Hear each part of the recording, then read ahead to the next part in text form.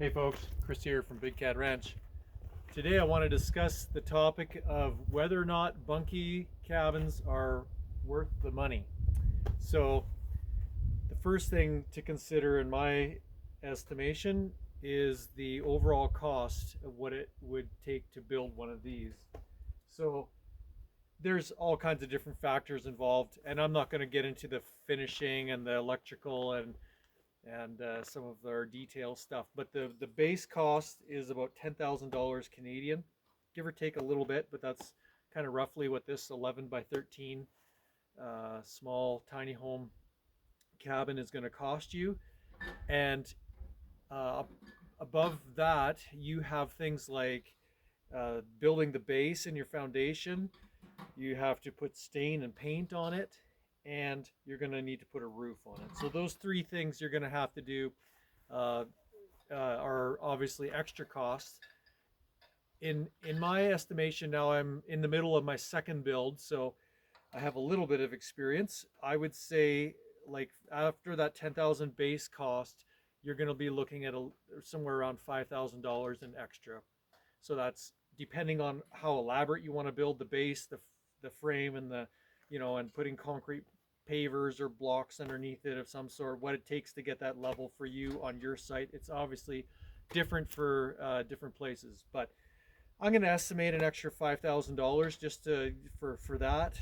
Your stain and your paint, pretty expensive these days to do a good quality stain and get at least a couple coats on the whole thing, inside and outside, and then staining.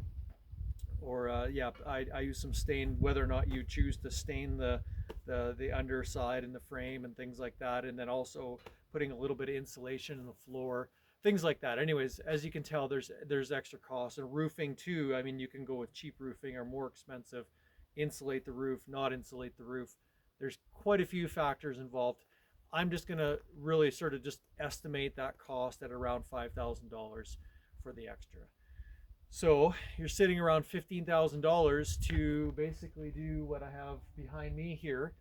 And so if you're going to say whether or not it's worth it, then you obviously are comparing it to something else of similar size.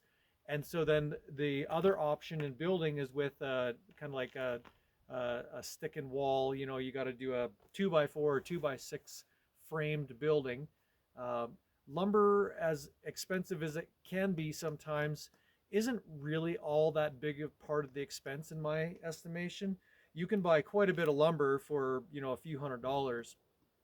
Let's say you have a few $1,000s into lumber. It's not that much.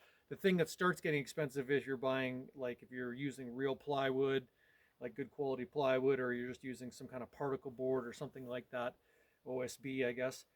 Those are factors, cost factors that start to come into play, and whether or not you insulate the walls, whether or not you're going to go for electrical right away, and things like that drive the cost up pretty high. And then you get your sheeting, so you need to obviously sheet the outside, and you should do something on the inside to make it look cute or look nice. Here's the benefit. One of the main benefits, I would say, of this type of a build is, as you can see, the walls, and it has an upside because you have, once you put this up and you put a stain on both sides of it, it's done. That's your exterior wall, your inside wall, finished with a stain. So as soon as you stain it, it's done inside and out. Now you can argue, the R value of that inch and a half board is not great. So arguable, whether or not it's as good as just making a 2x4 wall with insulation. But the point is, it's super quick and easy. You can put it together, you paint it, and it's done. You don't have to panel and worry about all the rest.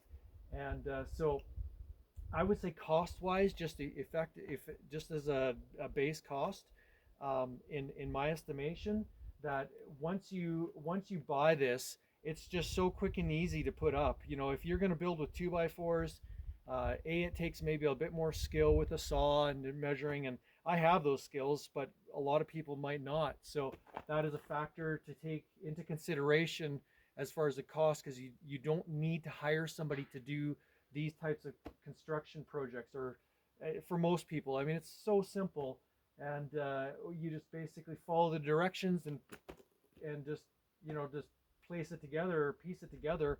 It goes up really quickly. 2 or 3 people put this up relatively quick. I think we did the base of this in a weekend, and so you get a simple construction. It's quick.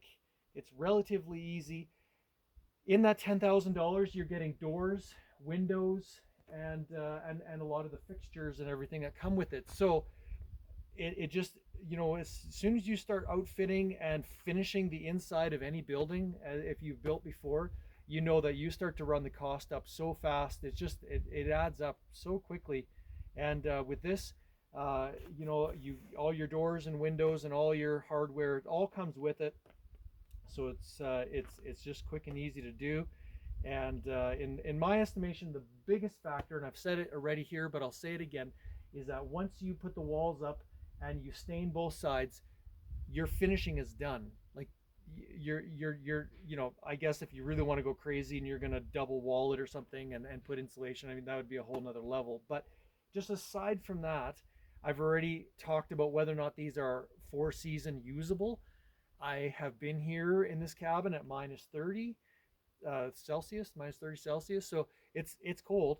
And yeah, I mean, it has its, it's not maybe the greatest, but it'll do it. You can actually use this, and we're here at -10 to 15 all the time, and with the heater going, it's just fine.